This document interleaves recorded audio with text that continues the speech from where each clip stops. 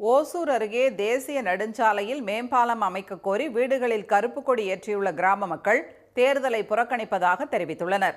ராயக்கோட்டை அருகே தருமபுரி பெங்களூரு தேசிய நெடுஞ்சாலையில் உள்ளது கருக்கனஹள்ளி கிராமம்.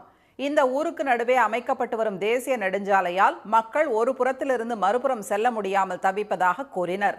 பேருந்து நிறுத்தம் அகற்றப்பட்டதால் குழந்தைகள் பள்ளிக்கு செல்ல முடியாமலும் விளைபொருட்களை கொண்டு செல்ல முடியாமலும் சிரமத்திற்குள்ளாவதாக கிராம மக்கள் தெரிவித்தனர்.